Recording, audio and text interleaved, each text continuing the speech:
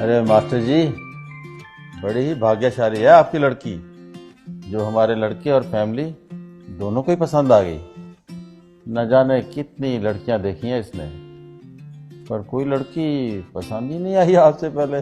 बड़ी ही समझदार और संस्कारों वाली है हमारी बेटी। हमारा बेटा भी किसी मामले में कम नहीं है, लाखों में एक है हमारा लाल। जी ये तो और भी अच्छी बात है। अजय, मैं तो कहता हूँ ज्यादा सोचने की जरूरत ही नहीं। अरे एक अच्छा सा मुहूर्त निकालिए और निपटा देते हैं शुभ काम को। जी जैसे आप अच्छा समझे, पर शर्मा जी मेरे हिसाब से बच्चों की राय जान ली जाए तो ठीक रहेगा। अजय, कैसी बातें कर रहे हो मास्टर जी? आप बच्चों की राशि मिलवाइए और हो जाने दीजिए। नहीं अंकल जी, आप लोगों को एक बार हमारी बात सुन लेनी चाहिए। आपकी बात? कैसी बात? हमारी कुछ मांगे हैं। मांगे? मांगे कैसी? माफ कीजिएगा, शायद आप लोगों को मेरी बात बुरी लगे, पर इस रिश्ते को आगे बढ़ाने के लिए आप लोगों को हमें कुछ प्रूफ देने होंगे। प्रूफ? कैसे प्रूफ? हमें आपके बेटे के मेडिकल रिपोर्ट्स चाहिए और आपके बेटे के एजुकेशन और इनकम के प्रूफ चाहिए।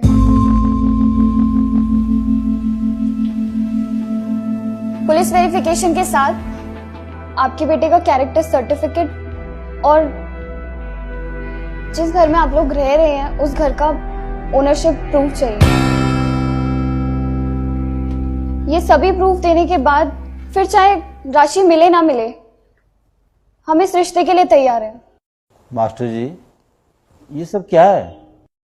माफ कीजिए शर्मा जी, अगर मेरी बेटी ने कोई गलत बात कह दी हो, पर शर्मा जी जमाना बहुत तेजी से बदल रहा है। जमाने के साथ साथ संस्कारों को भी चेंज करना होगा, नहीं तो ये रोज रोज तलाक के किस्से आगे बढ़ते चले जा रहे हैं। इनको रोकना बहुत मुश्किल हो जाएगा, बहुत मुश्किल हो जाएगा। अरे वाह, आपकी बातों का मतलब है कि हम झूठे हैं और हमें सच साबित करने के लिए प्रूफ देने होंगे। अरे वाह।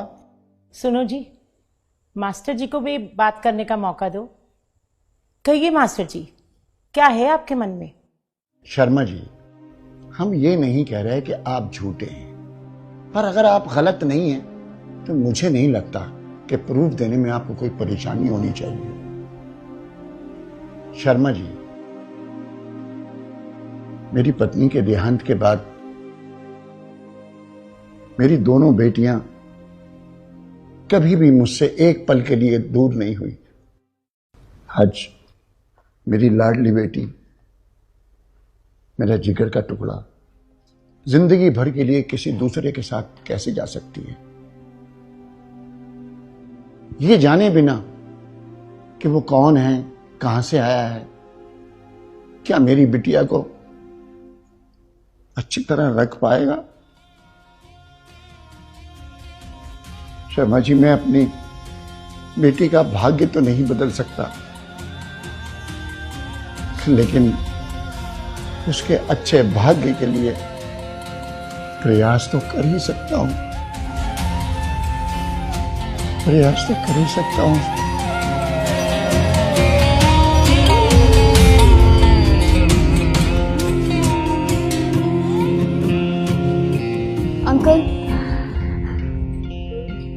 अंकल अब आप ही बताइए, एक सिर्फ न्यूज़पेपर की एड के बेस पे कैसे मेरे पापा किसी के भी हाथ में मेरा हाथ सौंप सकते हैं? कैसे विश्वास कर ले इन न्यूज़पेपर वालों के ऊपर जो पैसे लेकर किसी के बारे में कुछ भी छाप सकते हैं?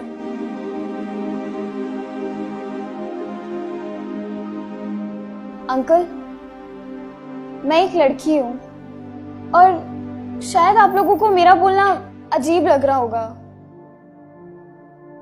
पर अंकल आपको पता है आजकल सिर्फ 23% तलाक विचार ना मिलने की वजह से और 77% तलाक झूठ के बुनियाद पे रिश्ते बनने की वजह से हो रहे हैं। हम लोग भेड़ चाल की तरह बेटी बचाओ बेटी पढ़ाओ के चक्कर में बेटियों को बसाना भूलते जा रहे हैं।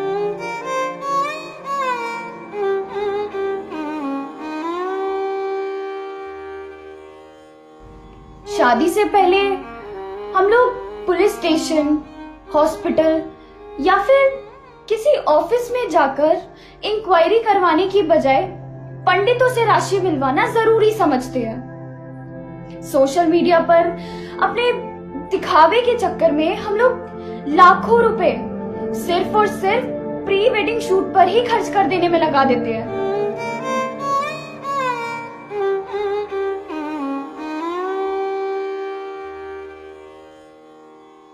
हमारे हिसाब से प्री वेडिंग शूट के बजाय अगर प्री वेडिंग इंक्वायरी पर ध्यान दिया जाए तो शायद ये तलाक के किस्से कुछ कम हो सकते हैं। और अंकल, हम ये नहीं कह रहे हैं कि लड़के या लड़के वाले ही गलत होते हैं। ताली दोनों हाथों से बजती है, इसलिए आपके प्रूफ लेने से पहले हम आपको वो सारे प्रूफ देना चाहते हैं जो हम लोगों ने आपसे मांगे हैं।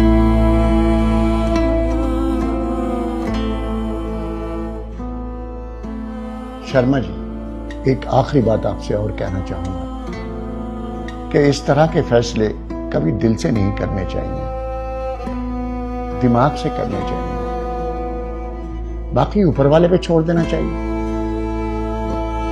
उसके आगे आपकी मर्जी।